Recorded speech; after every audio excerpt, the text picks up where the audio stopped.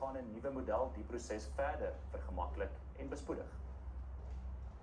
'n Besoek aan binnelandse sake is dikwels 'n tydrowende, frustrerende ervaring. Die laaste paar jaar het die departement se vennootskap met banke beteken van die verkeer kon na 30 banktakke herlei word. Tot dusver het die departement satellietkantore binne die takke bedryf en kliënte moes vooraf aanlyn 'n afspraak maak.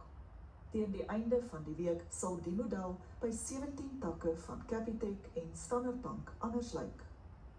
Dis verkeerd om hierdie oudtydse benadering te hê waar binnelandse sake, ons eie amptenaar, ons eie rekenaar, ons eie kamera, al die hulpbronne moet dupliseer binne die banktak. Die banke het reeds al die tegnologie wat ons nodig het en die banke is reeds geïntegreer met binnelandse sake. As jy jou bankrekening oopmaak, dan verifieer hulle jou identiteit teen ons register. So wat ons nou gedoen het is om daai integrasie te vat en dienste in te bou. Op die selfdiensstasies kan 'n slim ID-aansoek binne 10 minute voltooi word sonder enige papierwerk. Die plan is om dit teen 2029 by 1000 takke moontlik te maak. Die tegnologie wat ons gebruik is 'n tegnologie wat ons kan aanhou bysit en funksionaliteit bysit en produkte bysit. Die idee is om later in die jaar ook vir mense wat wil hulle paspoorte hernie, dat hulle dit ook kan doen. Die vennootskap maak dit vir binnelandse sake makliker om die reuse probleem van ongedokumenteerde Suid-Afrikaners aan te pak. As jy in die ry staan by binnelandse sake vir iets, 'n roetine transaksie soos 'n nuwe paspoort, jy staan voor iemand wie se geboorte nooit geregistreer is nie. Ons werk nou is om daai roetine transaksies uit ons rye te kry. Dis ook hoekom ons sê vandag is die begin van die einde van lang rye by binnelandse sake, want ons gaan soveel mense uit die rye kry wat eerder digitale kanale en banktakke gaan verbruik.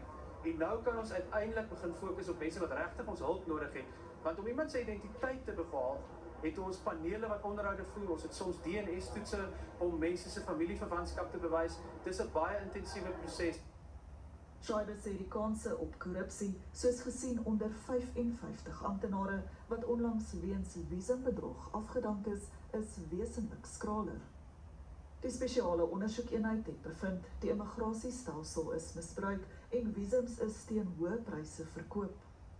Op die einde van die dag is dit jou vingerafdruk en jou gesig wat verifieer dat jy is wie jy sê jy is. En ek sê altyd, jy kan nie 'n rekenaar omkoop nie.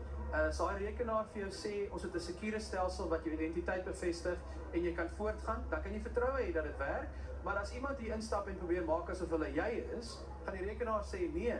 En daar's niemand vir wie jy geldjie kan gee. Eugenie Gregan, Eunice, Orange Farm.